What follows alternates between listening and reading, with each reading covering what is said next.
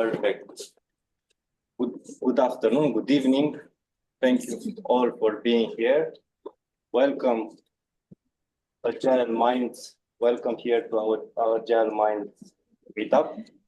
And I'm happy to have you all here. And also, I'm happy here because after Sunday elections, we are in a safer place. I am very pleased here to host you, to host this Agile community in our Nagarro office, because part of Nagarro core values, the agility is one of them. And what we do and how we think, usually it's based and it's built on the agility. And my name is Adrian Mateanu. I'm part of Nagarro. I wear different hats, but today I will be your host. And before we get started, I will be quickly. I was very agile. I have only one slide. This is Nagarro. And I would like to tell you some things about Nagarro. We are a global tech company. I don't know how many people here knows about Nagarro or heard about Nagarro before they came here. We solve difficult problems for different companies, and we build digital solutions for them. We are over 80,000 people in the world, in 47 countries. We are more than 3,000 people in Europe, in 16 countries, and we are growing. We work with all kinds of companies, from airplanes, from airlines, life sciences, and healthcare, and also automotive, and so on. Maybe something interesting in the area of life science and healthcare, we build solutions for different kind of companies, and for example, for different diseases like neurodegenerative diseases like Alzheimer's disease. And we are very proud we created a platform with several partners where researchers and scientists can increase the chances to find out if you have or will have this kind of disease or somebody in your family based on your some data from you. Our culture is built on single word, caring, and I will not go through it, but we build software, we design a lot of products, but I think what you must know and you must get here from all of this is that we build technology for people, not the other way around. And that's our story. If you would like, I would like to hear you more and have some chat afterwards in the networking area. And that would be all from my side. Now let's go to the Agile world and let's, yes, I have to throw the ball. Mihai. Thank you. I'd like to thank Nagarro, our host, first, because you're so kind and generous to have us here, use your space and bring such a beautiful crowd tonight. We are Agile Minds Romania. We're meeting maybe just for the second time in a live setting, but it's, I don't know, 16th or 17th meetup in a monthly cadence in a row now, mostly online. Right? So just two of them were physical. This is one of them. Thanks to those of you who've made it to the first one as well. You're our returning customers, right? But first, I'm thinking when we get together here in such group, I'm actually constantly reminded of why we're doing what we're doing. I think this is the most important thing, that we believe in agility beyond some practice, beyond some framework or some process of work.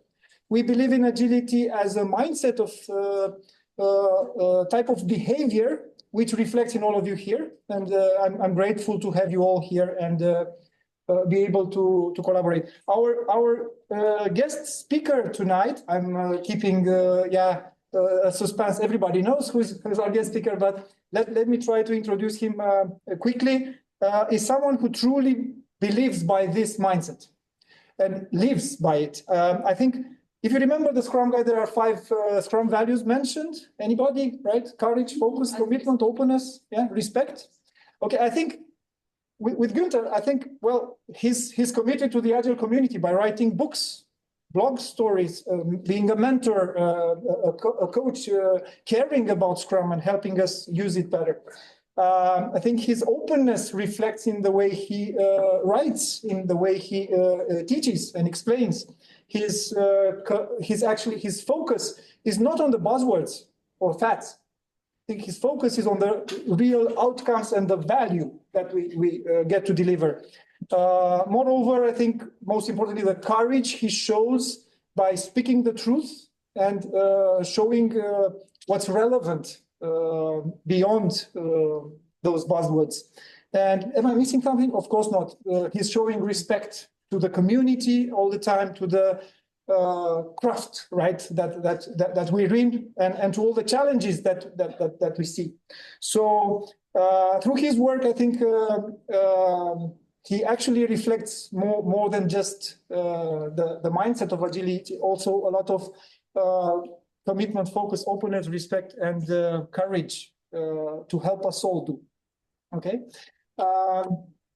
One short personal story, and I'll pass the ball to him. Right. Gunther will be here online tonight.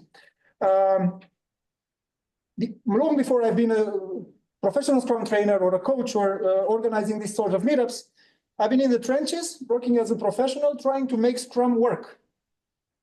Right? Spending long hours reading blogs, searching, Googling, right? Looking for trustful resources which I can learn from. And when I was struggling, some of the things I read from Gunther actually kept me going, gave me confidence and trust that I'm doing or pursuing the right thing, gave me more understanding of the meaning of the practices we were trying. So to me, this moment is more just introducing a guest speaker. I'm actually a bit overwhelmed. I hope you don't feel this, but to me, I'm more than thrilled to introduce Gunther as a mentor. Yeah, although we didn't know each other back then, I regard to him as such, and as a peer now, steering Agile communities. So to keep this short, right, Gunther, I'm passing this to you. In a minute. Everybody should see Gunther receiving the ball, right? Okay. So, ready? Okay. Good. Yep. I need to show this. Remove it. Oh, okay, that's it. Thank you, guys. You're on, Gunther. Okay, thank you very much, Mihai, and thank you for the very kind introduction. Hi, everybody. It's funny that you're waving at the TV screen because I'm looking at you at a different angle, but yeah, I'm over there indeed. So cool, great that you're there. Thank you very much for joining. Thank you very much, Mihai, for the invitation and for facilitating this together with the team, obviously.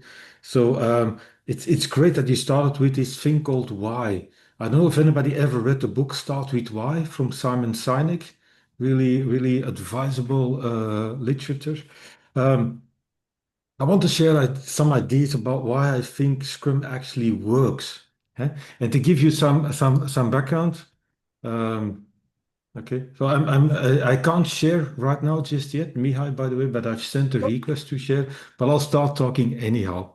I don't know if anybody remembers, so we are now May 2025.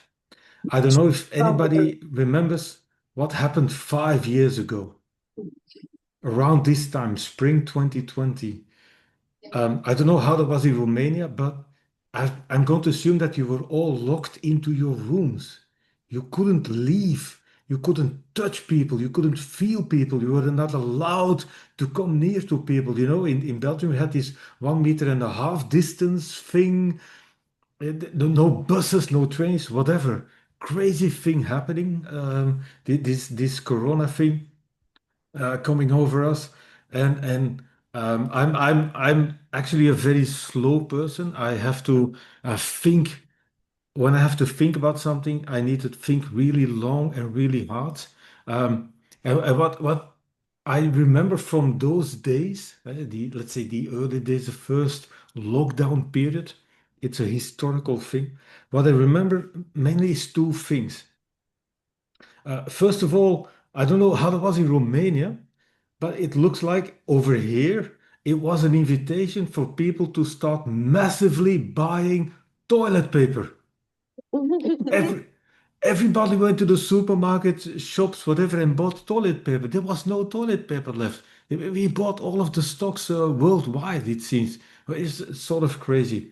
And another thing that happened was that all physical contact was suddenly forbidden, and all my classes were canceled because you couldn't see people, you couldn't touch them, let alone hug them or whatever, teach them about Scrum. And something that happened in my world is that so many people were like, "Oh yeah, no problem, we'll just do it online now."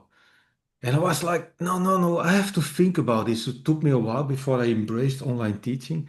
And in the meantime, I wanted to do something useful, imagine. And I thought about identifying for myself based upon my experience. So I've been doing Scrum since 2003. Um, why does Scrum actually work? What is it that makes Scrum work? And I was inspired by two things that were happening by then. There was a new Scrum guide in the making. It was launched in the end in November 2020. Um, I think around April it was in the making, and I decided that I didn't want to be involved anymore, given the direction it was taken. And something else that was happening. Too many people out there, LinkedIn, whatever, are so focused, obsessed almost by the Scrum Guide. Although I see the importance, I know the importance having a body of knowledge for Scrum, unique, clear definition, simple, whatever. I see the value, but so many people are focused on the Scrum Guide, the nuts and bolts of the Scrum Guide. Why do they say it like this? Why do they put a hyphen over there? Why do they put a comma over there? What does the italic of that word mean? It's like, oh my God. It's like sort of like trying to learn a language by studying the dictionary. You know, if I would ever, I would love to, but no immediate plans, by the way. But if I would ever decide to come over and live in Romania, and I would love to learn to speak your local language and languages, I wouldn't be studying the dictionary. I would go out, I would speak, I would talk to people, I would make incredible stupid mistakes, I would be corrected, I would learn from that. That's so that it inspired me to think about no, Scrum, you have to learn Scrum in the first place by playing it, by doing it, applying, going out there and playing the game. Find out for yourself how it works, how it doesn't work. So I wanted to help people in a way. I can't come over there and help everybody play the game, but what I could do is try to get people over their obsession with the rules, let's say the laws of Scrum. And beyond the terminology and beyond the details and the formalities and the technicalities, whatever described or not described in the Scrum Guide. So I thought about identifying why Scrum works. Um, and I identified 6 elements, and I call them the 6 essential traits of decay. In a way, what I call them the six essential traits that will show whether your Scrum is coming, has come to life or not. So it's why Scrum works, but it's also a way to judge, assess in a way to see is your Scrum actually working for you. Because in a strange way, you can sort of follow the process technically, whatever, and still might not be coming to life. And the 6 essential traits that I identified and that I shared also in a paper by then. So I wrote a paper about it in the spring of 2020. In a way, I was happy that it came out long before the Scrum Guide. And the 6 essential traits for me were the simplicity of Scrum. Scrum is simple. Scrum's DNA, accountability and players demonstrating accountability, a flow of value, how Scrum is an instrument to generate a flow of value, how it's important to close the loops, and how it's important to enact the Scrum values, as Mihai said. Regarding the Scrum values, a long time ago, I'm old, you can judge that by my beard. So back in 2013, so I started with Scrum in 2003. 10 years later, I wrote a little book about Scrum. It's called the Scrum Pocket Guide. And in that pocket guide, I described the Scrum values. Up to that point, they had sort of disappeared. They were ever described in the first book by Ken Schwaber and Mike Beadle, long time ago, 2002. And they had sort of disappeared, and I described them in my book. And so those are the 6 essential traits of Scrum. So the first trait is the simplicity of Scrum. So for me, Scrum is simple yet sufficient, meaning Scrum is in a way incomplete, but through its incompleteness, it is complete enough. And a phrase that certainly Ken Schwaber likes to use a lot is just use it as is. Stop discussing, debating, what should we do not, and so on. Also, this idea, you might know this of, we have sort of reduced the definition of Scrum to something very minimal. So Scrum is very minimalist. That means everything that might be unnecessary has been removed already. Yet lots of organizations, so Scrum is already so simple, yet lots of organizations seem to want to cherry pick. Oh yeah, we're going to this part of Scrum and not that part of Scrum. It's like, yeah, but it's already so simple. What makes you think that you can leave out stuff? But then it seems that but we don't do this because we do other stuff. And in that sense, undermine the simplicity of Scrum in 2 ways: by omitting stuff that shouldn't be omitted, and then by overloading Scrum with lots of other stuff. And just demonstrate that simplicity of Scrum, which I called in my paper 5 years ago, Scrum in a nutshell. Essentially, in Scrum, a Scrum Master, as somebody with mastery in Scrum, but I like to call myself a Scrum Caretaker. I was recently thinking about how that would be defined, because I started calling me that in 2016, and people said it might be a sort of better, almost broader term for Scrum Master. Now, I got no control over these things, so let's call it a Scrum Master for the time being. A Scrum Master fosters an environment where, and that happens repeatedly, a product owner, the owner of a product, orders ideas, functions, thoughts, whatever, orders them for value against an overarching product vision. Again, start with why. Have a product owner that knows why are we building, creating, updating, whatever, evolving this product. Why? Let the why drive you. And the product owner makes that tangible by ordering ideas for value. And then a team of developers. One of the changes in the Scrum Guide, we can't call it a development team anymore, so I always sneakingly call it a team of developers anyhow. A team of developers creates valuable increments of that product no later than by the end of a sprint. And then all players figure out what to work on next and how to best organize for that. So Scrum organizes all works in short cycles, and this happens every cycle, hence the repeatedly. That is the simplicity of Scrum. Now, one of the roles that is often in a lot of organizations sort of omitted is that Scrum Master thing, because people have this strange, silly idea. Oh yeah, the role of a Scrum Master is to make himself or herself obsolete. But it's not true. I often compare a Scrum Master to the trainer of a sports team. Going back to the analogy of Scrum and the game of rugby. And even this week in a class, I asked somebody who asked that question. He was a Scrum Master coach, and he asked, Gunther, will I have a future? And I asked him, how many sports teams do you know that do not have a trainer?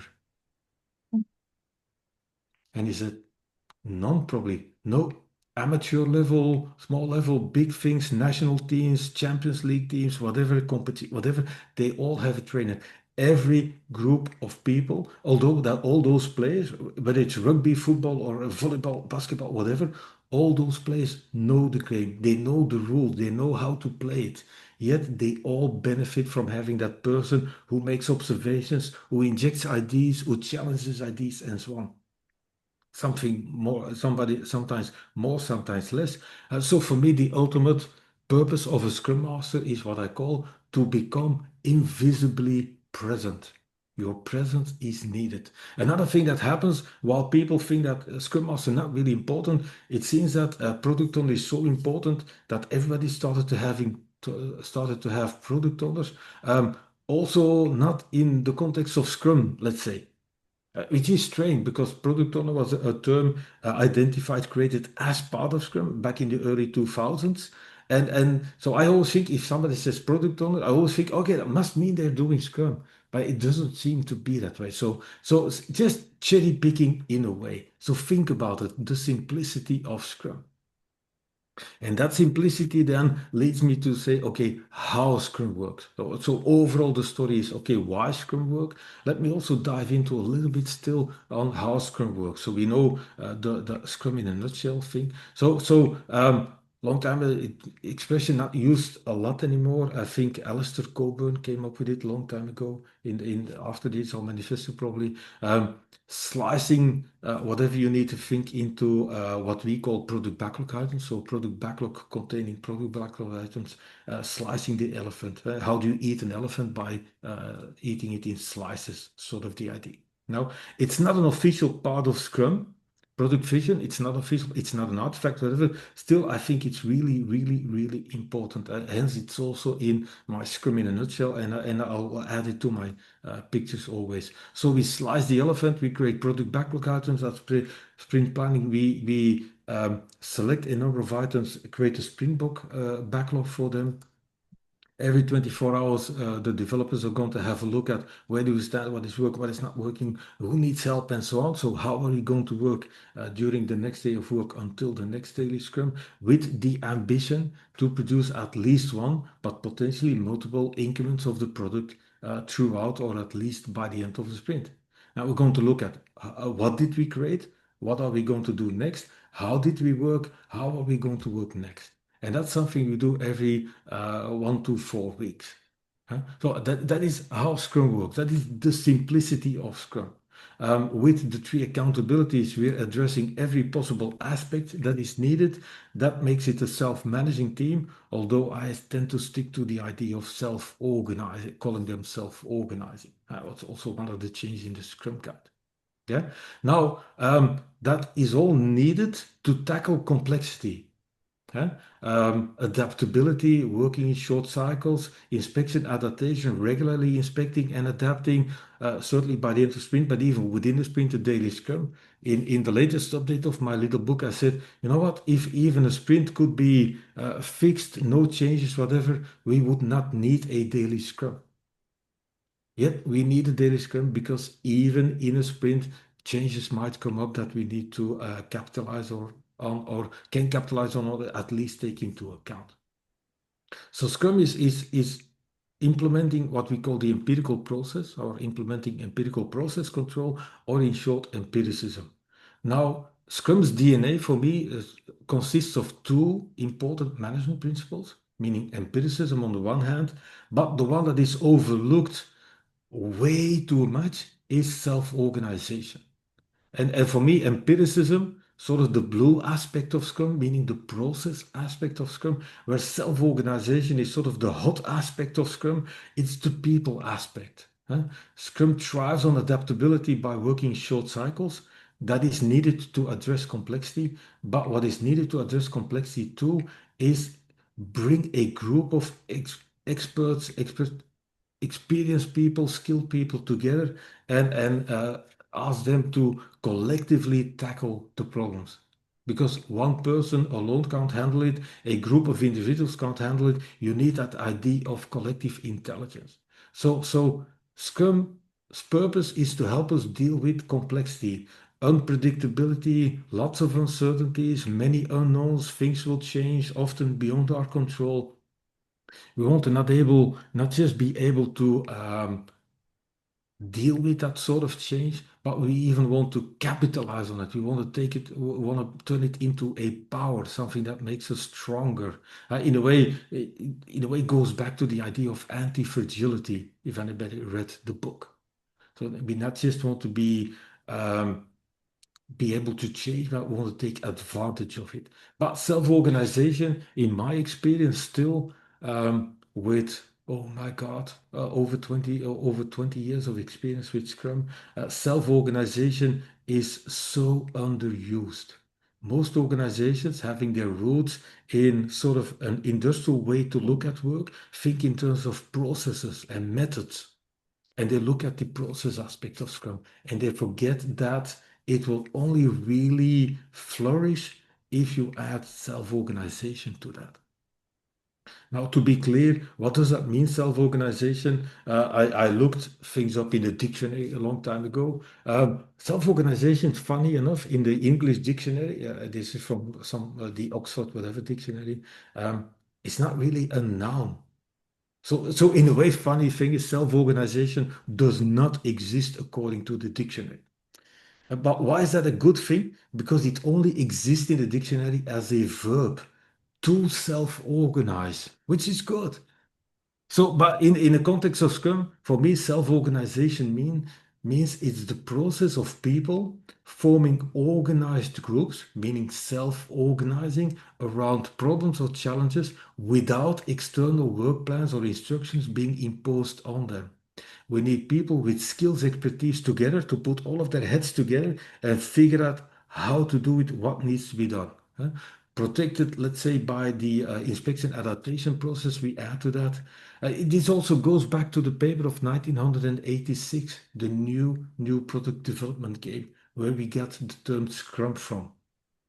They identified the 6 characteristics of self-organization or revolving around self-organization, 6 characteristics of what makes certain teams in certain organizations better at new product development. With our roots in software development, every product that we create is a new product because we never replicate them, duplicate them, whatever, produce 100 versions of it or whatever. So that is self-organization. That is also where the power of Scrum lies. Self-organization is important. It is part of us as human beings. Every single human being can self-organize. You all do that at home. When you go on a holiday, when you have to plan things with maybe your partner, children, family, friends, whatever. If you go out, if you buy a car, if you move houses, if you buy a new house, whatever, you all do that without hierarchical authority on top of you. So it's in us. Every single human being has the intrinsic ability to self-organize. Why are we then not allowing that ability to be applied in the workplace? So if people, management or leadership, whatever, thinks, yeah, but our people are not up for it, nonsense. Every single human being can self-organize. It has nothing to do with maturity or whatever. It's about removing the barriers to self-organization, which is for me the role of management. What is keeping our people from actually self-organizing and removing those barriers? Those might be mental, psychological, whatever. They might be in the structures of the organization. They might be in the lack of authorization, no access to systems, whatever, anything. That is important. And Scrum in the end provides boundaries to get the most out of self-organization, meaning accountabilities, 3 accountabilities, some rules to follow, and above all, time boxing. Stopping in time so that you can stop, look back, reflect, and so on. Those are boundaries of self-organization, and self-organization needs them actually. Now, self-organization means no external parties imposing on you and your teams how to do your work on a daily basis. So in the absence of external instructions, which is a good thing, it's much better to drive teams forward with Purpose, vision, again, why? Why are we building this product?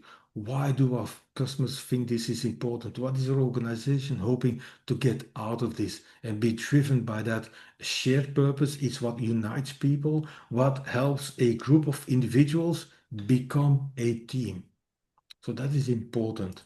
And why one of the reasons why I will keep talking about self-organization, it's not just because it was already in that 1986 paper, but self-organization is for me the overarching principle. And there are many ways or almost levels, areas of self-organization. The minimum level of self-organization that we want in Scrum, otherwise for me it's not Scrum, is the level in which a team manages itself throughout a sprint. Nobody external to the team is going to tell anybody within the team who should be doing what at what point of time. The minimal rule to guide that, as I said, minimal rules, is that we ask at least the developers within a sprint to check in on themselves on a daily basis. Hopefully also visualize their progress so that they apply visual management techniques to manage themselves. But that's the only rule that we have. We're not going to tell you how to do your job, but we would ask you to assess yourselves, check in on yourselves on a daily basis next to the other events. So that's self-managing. Now, if people are capable and creative and intelligent enough to do that, that for me means that people are also creative and intelligent enough to be self-designing. That means form their teams, reform their teams, split the team, merge teams, add people to the team, potentially even nasty thing, or not necessarily nasty, but it sounds dangerous, remove people from the team. So self-designing, that means if people can manage their own work in the sprint against purpose and against the goal to produce a releasable, it's now called in Scrum Guide, usable increment of product, that means they can also decide who do we need, who do we no longer need, what else do we need, what people do we need, is it better to work with another team independently, is it better to merge, whatever. So build on the insights that people have. Yeah? And as you go up that level, let's say a ladder almost of self-organization, why not in the end at some level, might not be exactly the team, why not have people think about compensations, education they need, trainings they need, promotion rewards, incentives, anything. Up to the point that maybe in a small organization you might have a team that is completely self-directing. No hierarchy, nobody on top. So it depends also a little bit on size of the organization, in what area or what realm you would organize for this. But self-organization, crucial in Scrum. As we said, minimal rules, in a way the process to follow, but also accountabilities to enact. Product owner, we know one word, if you would have one word as a keyword for the purpose of a product owner, it will be value. If one word for the developers, it would be creating done increments, and that one word would then be for me quality, deliver quality, make an implementation of high quality. And a Scrum Master, it's about Scrum. In that sense, product owner focus on the what, developers focus on the how, Scrum Master focus on the on Scrum, and within Scrum certainly on the who. What are we doing the process, but also the who, the people themselves. So the people and the process. So, and it's all part of, in a way, the simplicity of Scrum, but it's also about accountability, and these are the accountabilities of Scrum. So in the end, what is important about the idea of a team in Scrum, and I mean team in general, a team for me in Scrum means it's a cross-functional collective, a multidisciplinary collective of people committed, here we go with one of the Scrum values, to the shared purpose of creating valuable increments of product. That is what unites a team. That is what makes out a team. People that are willing to transcend their function description, their job description, to do something that they've never done before, to help out something in an expertise that they themselves are no experts in. That is what is a team. And I think back of the sports analogy again, you might have a football team, a soccer team, you might have a goalkeeper, you might people having attacking midfield players and so on. in the end, there might be switching positions as needed. Imagine having a midfielder saying, I'm not going to leave sort of the mid area of the field because that's not my domain, it's not my function description. I'm not reviewed for that. I don't get a performance review for that. I'm not promoted for that. So I'm not leaving my area of the field. That's sort of not really helpful if you want to be a team. So think about it. And with Scrum about accountabilities, it's about demonstrating accountabilities. And that is important. You want those people within the team, the 3 accountabilities, to demonstrate that they can be accountable, which is a very different thing than in the old school, almost hierarchical thinking, again, holding people accountable or expecting whatever people to be accountable. Holding people accountable, that is still hierarchy. Demonstrating accountability, you want people to step up, stick out their head, sometimes take a risk, take a chance, whatever, collectively, and show that they can be accountable. That's so important. Huh? So that is Scrum's DNA. Empiricism and self-organization, the empirical process and self-organization. But obviously, this will not just magically happen. It requires Scrum Master, coach, team, whatever. But there is no way to introduce Scrum without having an impact on the broader organization.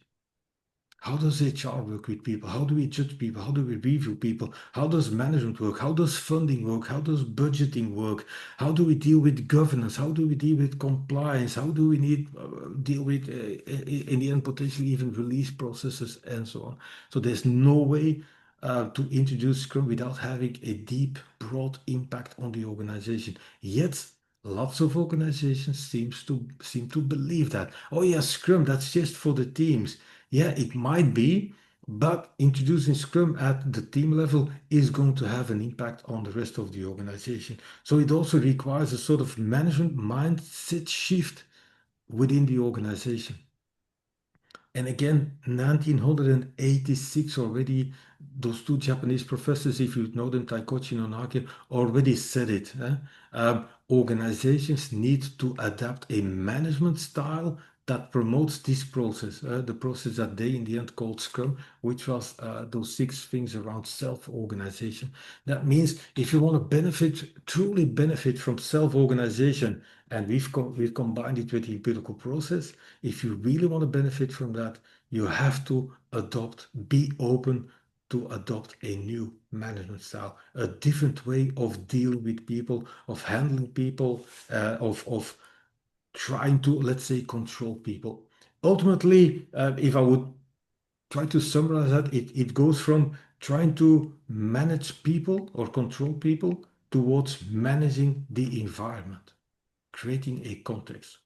And practically, so we have a Scrum team with 3 accountabilities, clear accountabilities. Next to the Scrum team, often in organizations, you've got at least sort of 3, or there are at least 3 types of people, roles, whatever that the Scrum team needs to deal with within the organization. Stakeholders, obviously.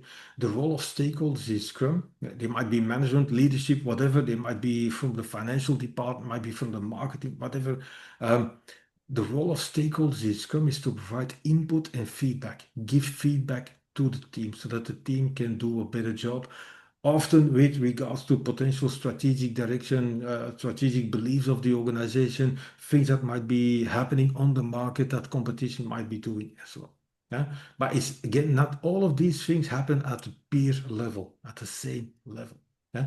Obviously, every product, the services that we build, the products that we build, the experience that we try to offer is for consumers, people consuming our product. And I've constantly called it consumer to make it clear that it's for the people actually using the product, not people potentially buying the product, because that might be different people, not the purchasing, whatever department, but the people consuming the product.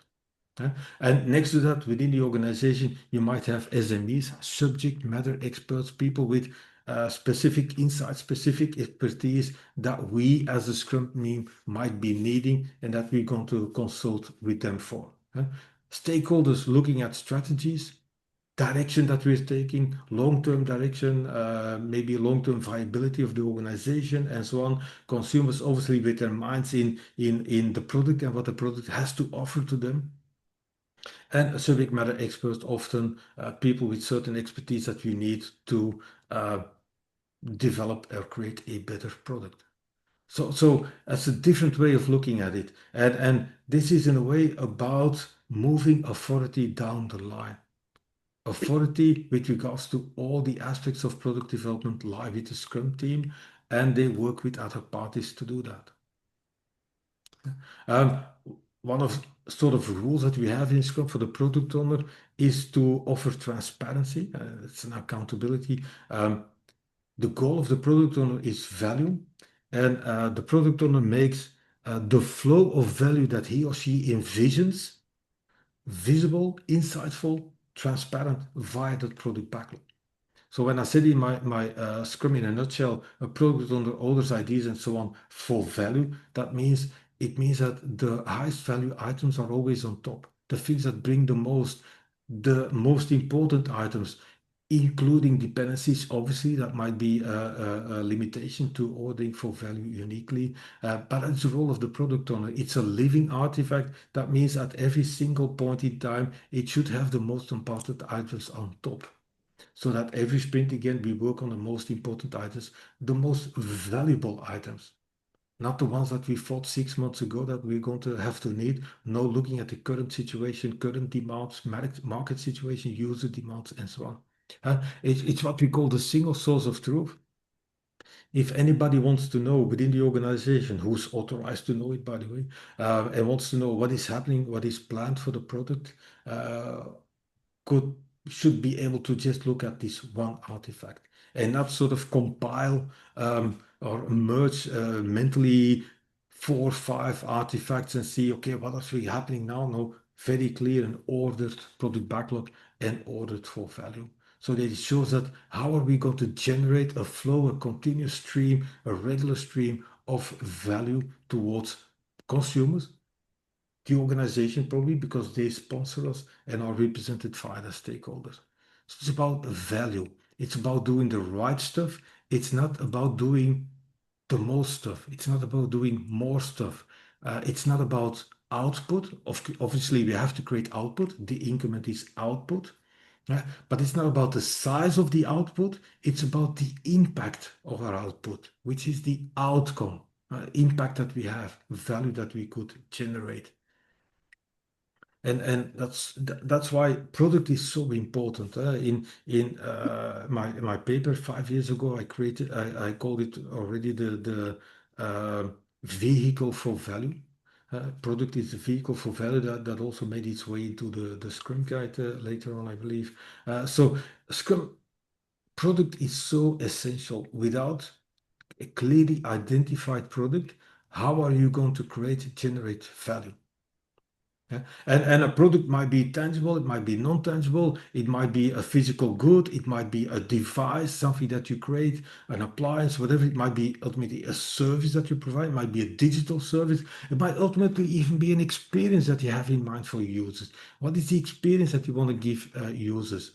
And that serves to provide value, but for me, it's not a product in Scrum, so it doesn't live up to the definition of product in Scrum if it's not about providing value to identified consumers. Just to counter the idea that anything in an organization can be called a product.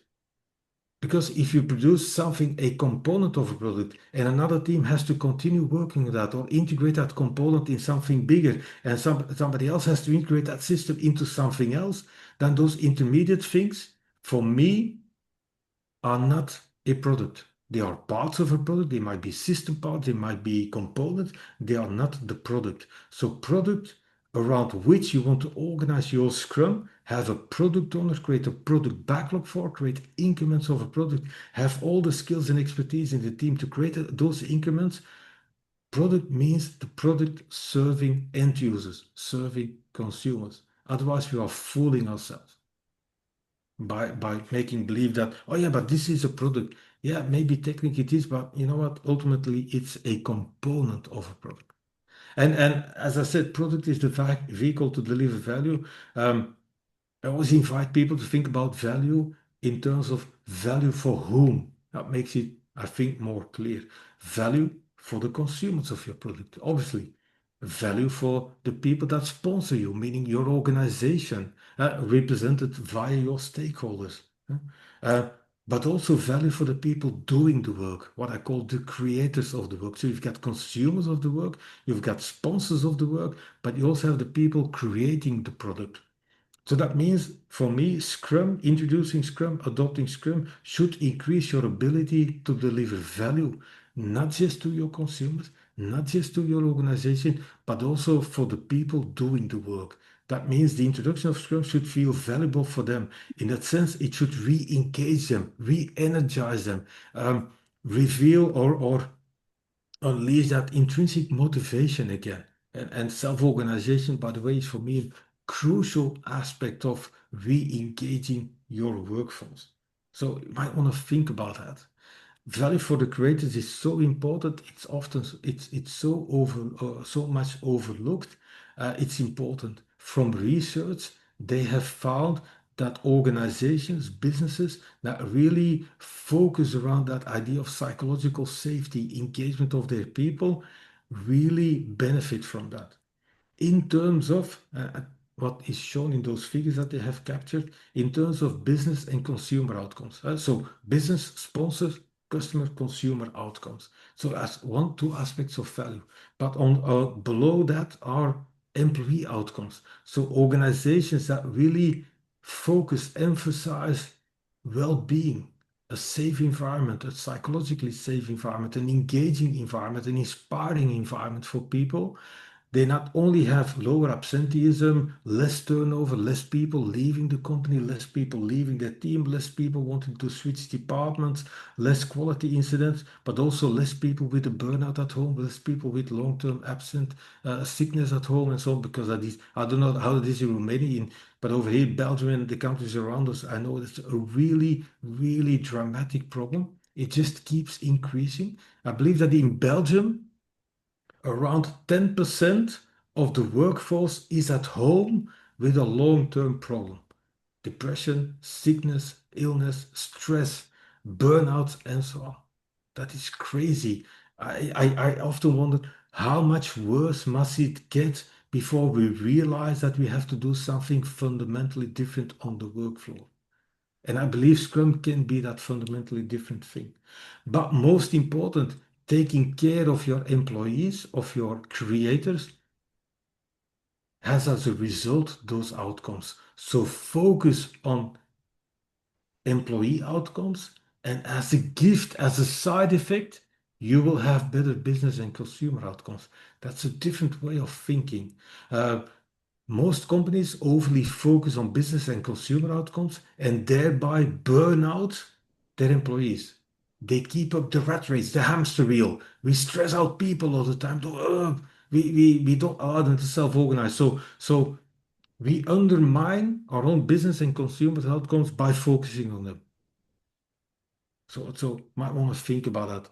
Now, value, consumers, sponsors, creators, but why not value? Looking at value from a broader or taking a broader perspective, why not value for society? Why not value for your community? Why not value for your country, your region? Why not value for the planet?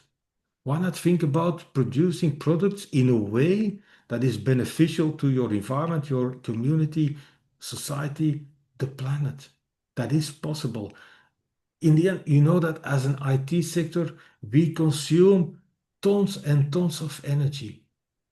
Think about your products, the way you're designed. How much of your databases is unused? How much of your code is never used?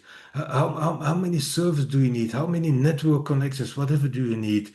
Try working towards that. You will create a simpler system that is easier to maintain, that is less costly to maintain, and it will be more environmentally friendly because you will consume less energy. So think about it. And closing the loops, Scrum should be full of feedback loops. That is adaptability, feedback loops. Overarching, obviously, sprint is a feedback loop. Yeah, because within a sprint we think about what and how against an overarching why. We reflect and improve on the what and the how within a sprint with that overarching why in mind. Within the sprint we do that daily scrum, which is an inspection, adaptation, feedback loop. But on top of that, you would need much more feedback loops. And in practice, at least the way you approach that you handle development, let's call them development practices, I often call them development standards, are additional feedback loops within your sprint. Develop something, test it, code it, integrate it, performance test it, whatever, have a functional look at it, all those little feedback loops. So if you have clearly defined development practices in place, that they form feedback loops even within your daily Scrum. Daily Scrum happening on a daily basis every 24 hours. If you have like really strong development engineering practices and standards in place, they would happen even faster than that daily rhythm, that daily frequency. You might be doing test-driven development. You create a test first, a little bit of code to make it work, reiterate over that, add expand the test, add a little bit code until it works, until it's complete, check it in, do continuous integration, have functional testers looking at it, think about performance, think about SLAs that you need to live up, all happening within a day of work. So shorter feedback loops even than your daily Scrum. So think about your feedback loops in Scrum and close them. You could use a sprint, but even on top of sprint, to close also the feedback loop with your users and your consumers. You could go live within a sprint and close the feedback loop with your users. So closing the feedback loop with your users doesn't have to be bigger, longer than the sprint. You could produce an increment throughout the sprint and already release it, capture their feedback already, maybe already take it into account, at least have that feedback ready by the sprint review, which is the what reflection of the sprint. Why not? So close feedback loops. If you don't close feedback loops, you're blindfolded. You have no idea because you don't know the effect, the impact of your work. Yeah. So, and in the end, Scrum is, that's what I said in my book long time ago already. Scrum actually for me is more about behavior than it is about process. The process of Scrum just provides us with a frame. What is really the power of Scrum, the potential, the benefits of Scrum is how people act and work together within that frame, with development practices and so on and daily Scrum, but it's more about that. It's how people interact, collaborate, work with each other, understand each other, form a team, gel, become better. That is where the real power of Scrum is, in how people work with each other. And values drive behavior. And the Scrum values, a long time ago, 2002, for the first time described by Ken and Mike Beadle as something that is so happening in those early adoptions of Scrum. In 2013, I've described and I've tried to translate them into behavior, because that's the power also of the Scrum values. You have to give, in a way, meaning to them. What does commitment mean for you? For me, commitment describes engagement, dedication, doing something you believe in, doing something that you want to do. And that creates focus, because if this is what you want to do, build that product together with your colleagues to satisfy your user, create a happy organization, and do it with hard work and getting fun out of doing that, then that is your focus. It will create focus. That means you will say no to anything that distracts you from your commitment, that takes you away, that pulls your attention away. So in that sense, adopting Scrum means as an organization, as leadership, accepting that people, as from now on, will say no to anything that is not part of their core valuable or value-adding activity. All those boring meetings get dragged into. You're entitled to say no because it doesn't help you be a better team player, build a better product. Yeah, openness and respect, very much human values, although that every Scrum value, every those 5 values can be sort of given meaning against the process aspect of Scrum and against the people aspect of Scrum. Openness, process aspect, openness for change. human aspect, openness to work with other people, accept and even build on potential diversity in the team, even neurodiversity in the team, technical diversity in the team, differing opinions, conflicting opinions, and being able to deal with that in a respectful way. And all of this sort of courage is almost like sort of the glue, because all of what I just said, all those 6 traits, certainly enacting the Scrum values, but all those 6 traits require a lot of courage. Sticking to the simplicity of Scrum, focusing or emphasizing the importance of self-organization, closing feedback loops, being honest about results. All those things, demonstrating accountability, having clearly agreed practices and standards in place and adhering to them. All those things require a lot of courage. So I want to think about it. The 6 essential traits that you can use to look at your team, your organization, and find out, yeah, but you know what is our Scrum? We are doing Scrum, but is it actually coming to life? Has it come to life? Is it really a living thing beyond the terminology, beyond the following the exact rules as described in the Scrum Guide? So those are the 6 traits that I find essential for Scrum. And after this, I sorry, really regret that I'm not able to be there. I wish that was possible, because you're going to have beautiful in-person conversations around these 6 topics. And if it's okay for you and Mihai and the organizing team, I would love to feed you with some questions. Yes, Gunther, we receive the questions and printing them out. So they're Oh, waiting cool. for the groups that will collaborate around each of the 6 topics. And Okay, cool. they will be thinking about answering those questions while they debrief the learning from your session. So thank you very much for those. Yeah, okay, cool. I have some questions too. So the audience has some questions. Maybe the people joining online have also some questions, and you can see those if they show up in the Q&A. And I don't know, some questions might come up with prizes. I don't know. Just saying.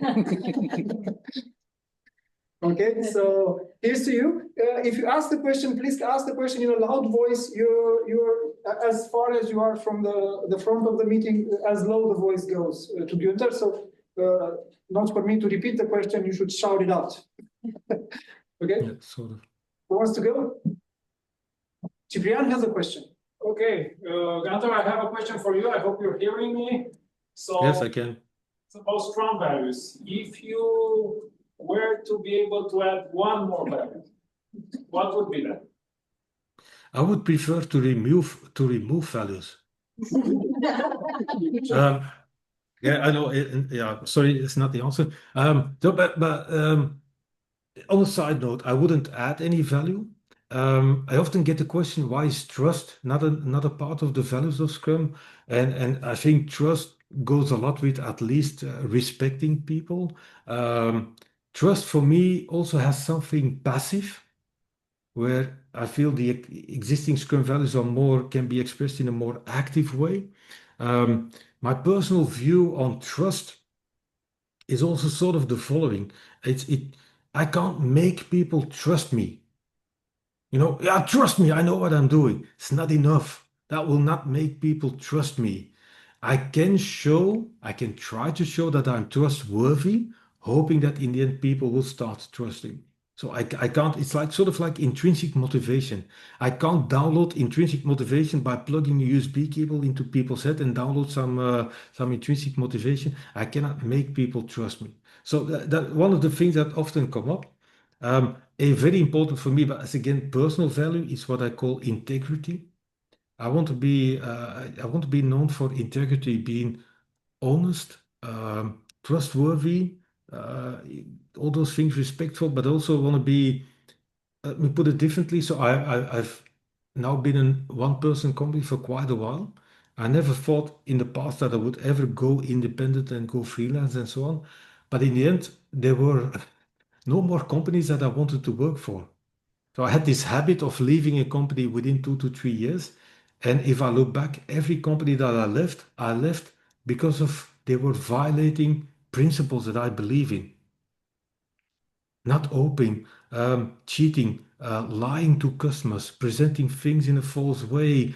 I don't know. I just can't live with that. So integrity for me is very important. It's also why I ended up in this very poor situation of not having money, but at least having the pride of being independent. And then to come back to the question, I wouldn't remove anything. I'm still struggling because for me, the 5 values, commitment and focus are really closely related. For me, focus is the result of commitment, or if you have a focus, it will result in commitment. So really, again, openness and respect also very closely related. I have a half-day workshop around the Scrum values, and then ask people to think about those 3 things: commitment, focus, openness, respect, and then courage. And every time they see, oh my God, every group again identifies that they have much overlap, commitment and focus. So I would rather reduce it. It's not my thing. It's not my mandate. I have no authority to do that. But I think along those lines. Right, thank you. Hi, Gunther, I'm Nikolai. A real life challenge is to get feedback from stakeholders.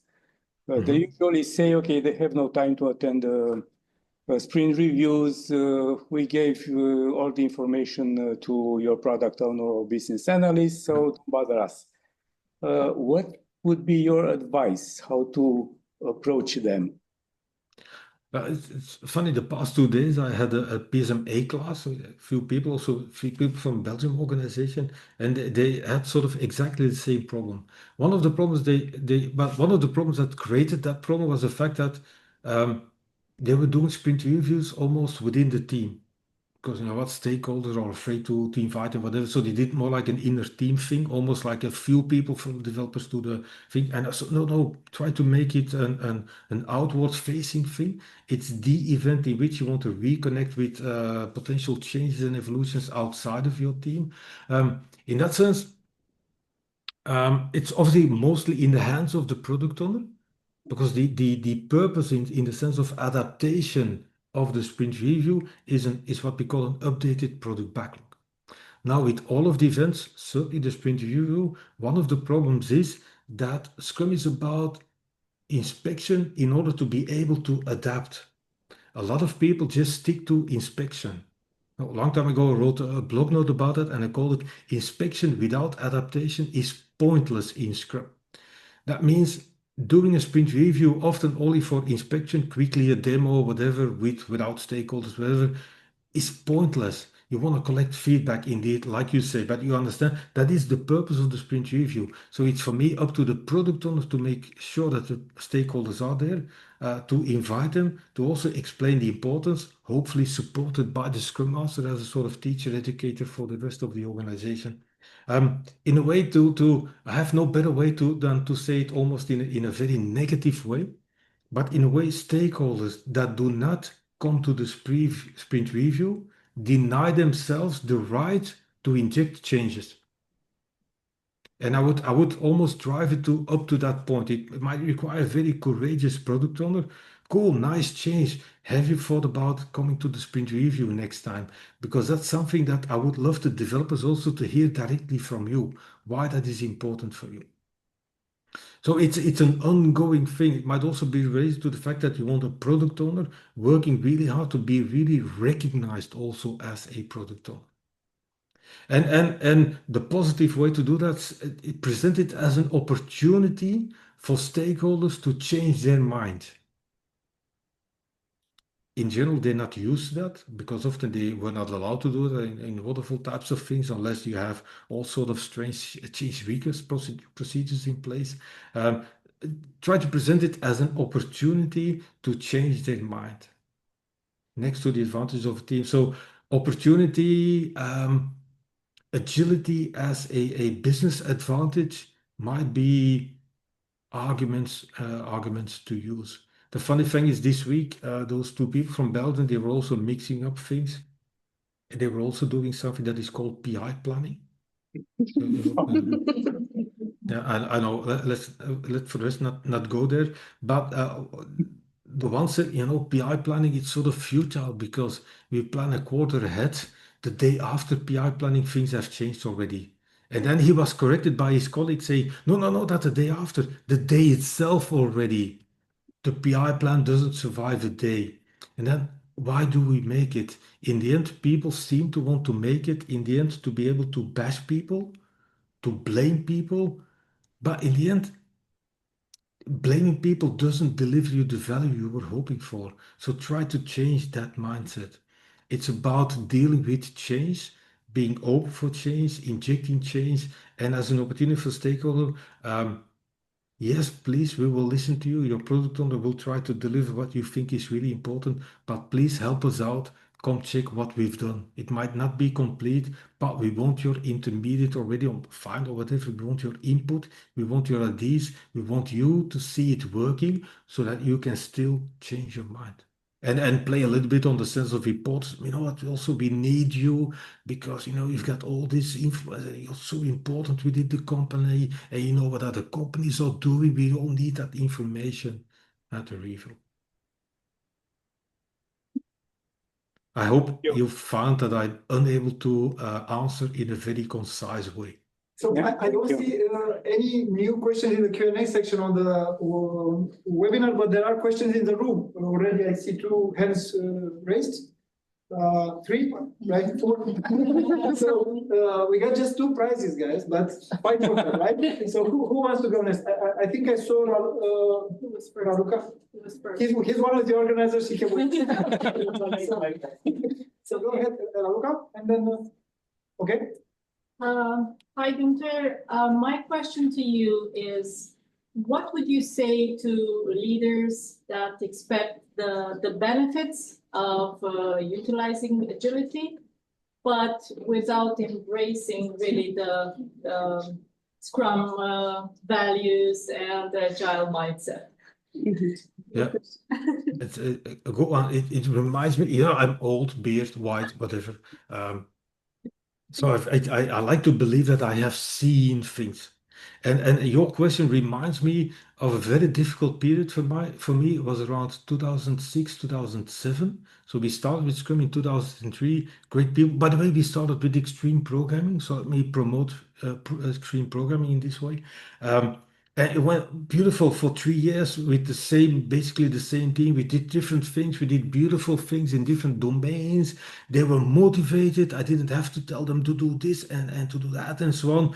But in those years also, the sort of problem in those early years is that it's certainly here and a lot of countries, I believe, nobody knew what Scrum was.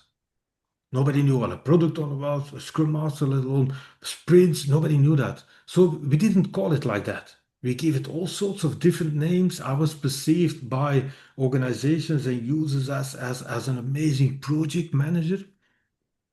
And I allowed them to call me like that or whatever, because towards the outside world, I was more like probably perceived as a very successful project manager. But my success came from not being a project manager, because towards the team, I allowed them to self-organize and they had those beautiful practices, daily practices in place and so on. But the problem after a few years was by not calling it Scrum, not giving it the name that it actually was. In a way, by then it was called stealth Scrum, so sort of hidden Scrum. After a while, indeed, we started noticing that people wanted, organizations, other leaderships, whatever, wanted the same results, but no, not with Scrum. And we had never called it Scrum. So there was this enormous disadvantage of not calling it what it was, because people wanted the results, but no, Scrum, sprints, no, not that. Yeah, but we did it because the results were based on that. So not calling it Scrum, not helpful. And another thing that for me is really helpful in Scrum, it gives a sort of a common language. It has clear definitions, it has clear terms, but despite the clear definition of Scrum, there is so much openness with Scrum, because we only have the rules of the game. The tactics to play the game are left to the people doing it. So, and that's a difficult message to get across. But for me, Scrum gives a common language. Scrum makes it very tangible, actionable even, on how you want to become more agile. Because I love all those companies wanting to become agile, strive for agility. Fine, nice. But it seems up there in the cloud somewhere. What do you mean with that? How are you going to do that? So Scrum for me is a very tangible, actionable way to do that. And on top of that, it doesn't mean that every single team in every different context has to work in exactly the same way. So that is how I explain the advantage of Scrum in becoming agile. It gives a common language throughout the organization even. The danger of that is that it often leads to what I call industrializing Scrum to death. That means we're going to do Scrum. We have, I know the last organization I worked with had 100 Scrum teams across the organization, and they all had to do sprints of 2 weeks. And even worse, oh my God, all the sprints have to start and end on the same date. And I see from a lot of faces that you will recognize it. And I'm baffled by that. I do not understand it. It is, you can standardize on Scrum without industrializing it to death. Making all the teams go through the same training, the same whatever, do the same practices in the same way with the same cycles and the same time, whatever, that industrialize your Scrum, you industrialize it to death. You can do Scrum in an organization, throughout an organization, but it might mean that for product A, you're doing different sprint lengths, a different sort of product owner. Your product backlog might be looking very differently. The items you put on your product backlog might be different. The development practices that you need over there are very different than in another context, product B or product C or whatever. So you mean standardizing on Scrum without industrializing it to death, getting that message across, meaning yes, Scrum is a clearly defined framework, yet it offers so much room for variation. Does that help? Yes, thank you very much. Yeah. Okay, we have a question here, not sure the name, Georgiana. First of all, thank you for looking at the camera. Thank you for the information that you shared with us. It's very useful. My question is, how can a Scrum Master optimize the process of the feedback loop? What would be the main aspects that we can focus on? Yeah, always in the same way. I like this expression. It's from a book called Mastering Professional Scrum by Simon Reindel and Stephanie Okerman. Reveal, not resolve, but reveal in so many ways. Inject it, challenge it, ask questions in a very different way, steers towards a conversation. That means if you think as a Scrum Master that something needs to be discussed, be careful about your own judgment. You might be wrong, by the way, so be careful of how you bring it. Make sure the team talks about it, at least at the retrospective.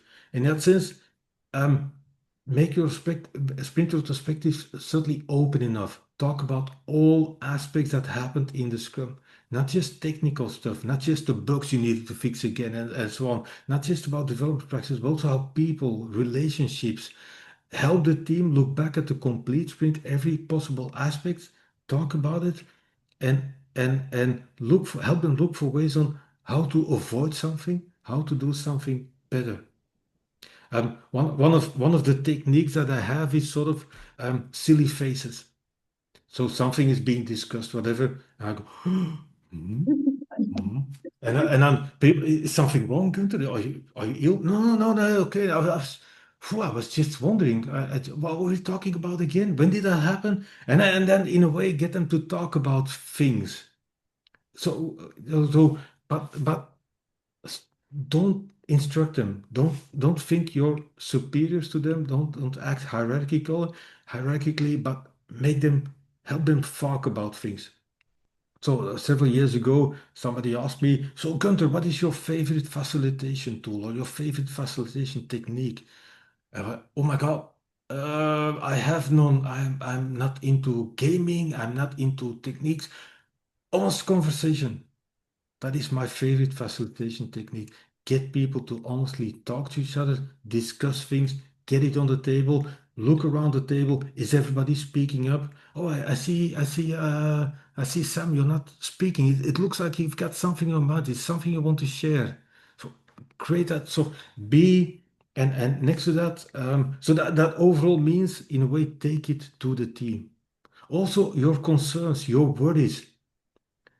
Take it to the team, plus be a living example of honesty, of vulnerability, of the fact that you're a human being. Oh my God, guys, I don't feel well. Things are going wrong at home. Let's not go into details. I might look a little bit things so that you sort of set the tone for the atmosphere within the group. And at some point of time, I also produced a book with Orhideea in the middle of the Corona crisis again. And a friend of mine in the Netherlands talked about or wrote an article about a sprint being a sort of a safe playground almost. And that led him and me to come up with the idea that what happens in the sprint stays in a sprint. So radiate towards people, create that safety for people to speak up. Thank you. I truly wish I could give short answers. I also have a question. How does one maintain accountability within the team? Because sometimes it's easy to derail, like focus on your own interest or say, Oh yeah. the job or I did my part. How do you remain accountable for creating value? And Yeah. how There's a couple of aspects to that. First of all, as a Scrum Master, as a product owner, don't take over. Don't talk about the how. The how is for the team of developers. And within the team, it's in a way that's difficult to get through. That's why I liked development team more than developers. They are collectively accountable. So it's one accountability. The developers, or what we used to call development team, it is one accountability. How to get that across to people. That might be with social things and so on. Again, at a retrospective, look back at the sprint. Why did we end up in that situation? Why was that not happening? It might lead to very difficult conversations where I don't, just an example, imagine at some point of time somebody saying, I'm the tester, there's no testing to do, so I'm going to sit idle. I just wait for testing work. Now, it might be a very difficult topic to talk about at a retrospective. Why did you not join the collective accountability? Why did you not do something else? Why did you not help maybe the analyst, or why did you not work with the coder to make sure that he or she thinks? Why did you not do anything else? Because anyway, it was not helpful. So certainly do not take over, but also lead, try to steer towards those difficult conversations where people not demonstrate their accountability and try to get the group to talk about it. There is, in general, at least in the end, always somebody who will speak up. Yeah, you know what? I didn't like what you did by that. And that it's in a way a good point. So that's another thing. Scrum Masters should strive to be invisibly present. That's one of my my favorite things to say. Another thing is that a Scrum Master should be comfortable with silence. Difficult topic, nervous, whatever things, everybody's silent. Let it go. Let it be silent. Okay, so after 3 seconds, nobody has spoken. Oh, I'm the Scrum Master, I must jump in. If you do that all the time, then you set a sort of a tone, an example that, you know what, if we remain silent long enough, he or she will do it anyhow. So you make it too easy for people. So in a way, don't make it too easy for people. Keep pushing for that accountability. Keep sharing that you are accountable. It's your stuff, it's your event, it's your Scrum. If that's okay, I would like to have one last question from the group. I would encourage people who haven't asked a question before are not the organizers. So if someone has a new question, somebody else. Sorry, Nikolai. But Madalina, I think she didn't have a chance, so go ahead. Thank you so much. I struggle a bit, Gunther, and I listen very carefully what you already advised us.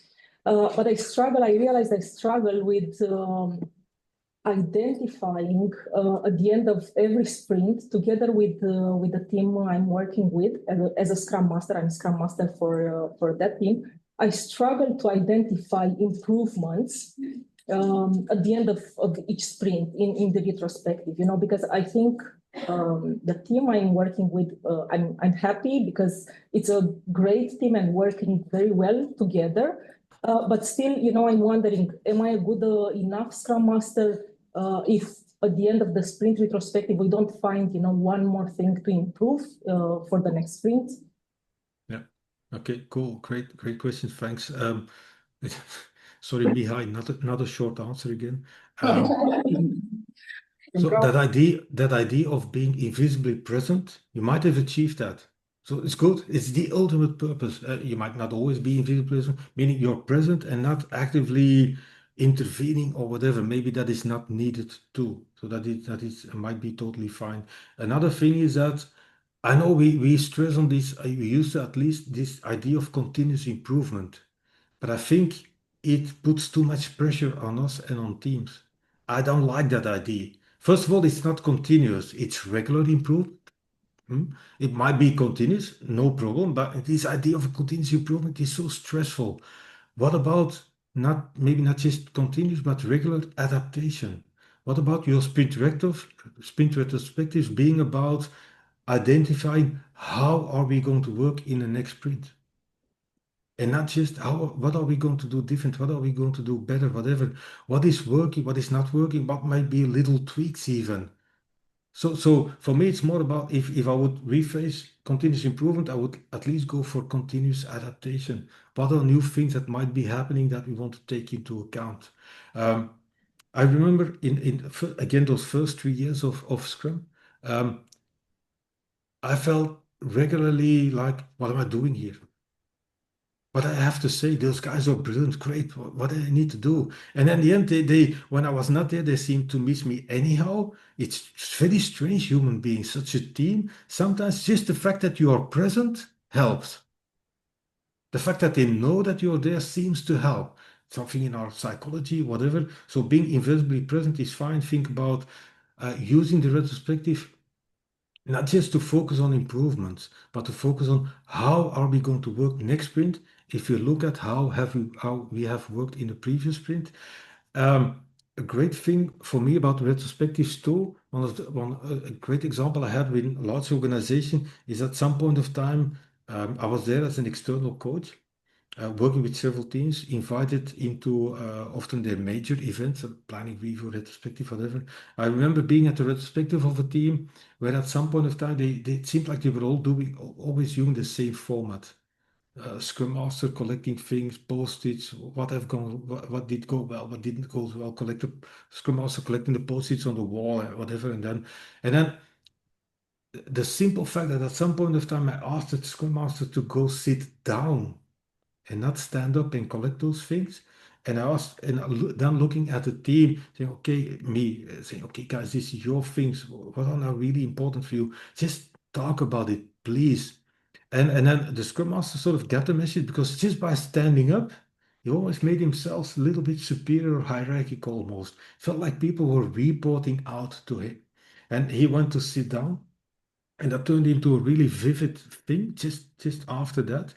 I also pointed out that dot voting on things are not necessarily the best possible technique. It might seem like some form of crazy democracy, whatever, but you want people to talk about what they feel is really important. And after a few sprints, they had changed their sprint retrospective totally. That meant every retrospective was facilitated by somebody from the team. Every sprint another person, and every sprint that person prepared it a little bit. They went for sort of gaming, what techniques do I want to use. The format was every time different, and it also gave a lot of space to the Scrum Master, like you are, so that the Scrum Master could focus on injecting things, conversation topics. Is everybody feeling well? Is everybody participating? Rather than also having to facilitate. So think about how can you sort of hand the baton to the team so that you can focus on the topics at hand and maybe change the atmosphere from improvement to adaptation. How are we going to work next sprint? Including, did we produce value? Did we live up to our goals? What are our development practices? How did we work together? What about relationships? What about the timing of things? Did we produce value? What was the impact of work? All those topics. But help? Does that help? Thank you so much. Yeah. Please with the answer. So I think you hit the nail there, Gunther, with have everyone in the team be a part of the facilitation process, right? Why not take over? So I like your long answer and the conclusion. Thank you. Now, There's a lot of resemblance between us two. You were very busy during COVID times. You were writing books, right? And with O'Reilly and papers and rewriting your own book. I've been very busy myself, right? I was baking, yeah? I was coffee, right? Also, it's better than collecting toilet paper. I also took some time to study for my PhD license, which I'm grateful. The only reason I'm grateful that COVID happened. I wouldn't have got the chance to do that unless. So I think we had some common points. But speaking of your books, we have actually one to share from your Scrum Pocket Guides. It's a third edition, actually. We know you released the fourth. In the meantime, we have the third. And we want to have it as a giveaway, a present to someone. And we're asking you actually to pick a question that you like, not a person, the question, and we'll identify the person, right? Okay. This is a very difficult thing for me to do, but can't I have to disappoint so many people?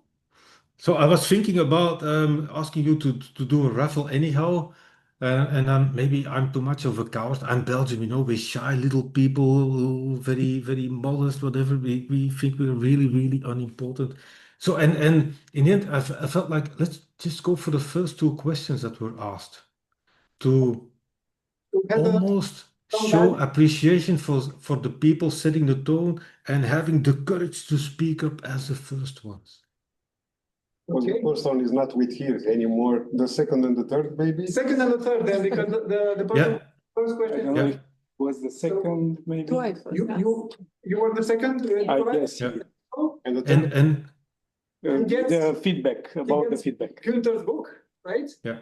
And I want that person who has left already to be penalized and punished. Very okay. The media will penalize and punish people. So, but still, we have a second prize, which is a very cool prize. It's Agile Minds T-shirt, branded T-shirt, right? And that goes to whoever was the third person to ask the question. I think it was Luca. Okay. Thank you. Yeah. Okay. And now you hope it's the right size of T-shirt. Yeah. It will make a good sleeping gear, right? Okay. So we have very nice interaction with you, Gunther, and found out a lot of more things that we want to discuss further. So for the next step, we're going to have some outcome-driven, facilitated discussions in more corners. And Bogdan here is going to introduce us to the next couple of 20 minutes or so where we're going to work together, what we need to do. In the meantime, we want to thank you once more. I will actually also close the webinar for the people who are joining remotely. And thank you for joining. And we hope you had a good time as well. Thank you. Absolutely. Thank you for being here. Thank you for having me. Have a wonderful evening. I'm also going to share a PDF version of my presentation. So Mihai, share it with the group. Thank you. So, Thank you. We're also having live YouTube broadcast of this talk, and we're gonna give it to you as well to popularize it. And if you don't mind passing the ball back. I got it. Thank you. So I'm okay. Now. Here he goes. Thank you, everyone. Closing the webinar. Okay. Thank you, everybody. Have a wonderful evening.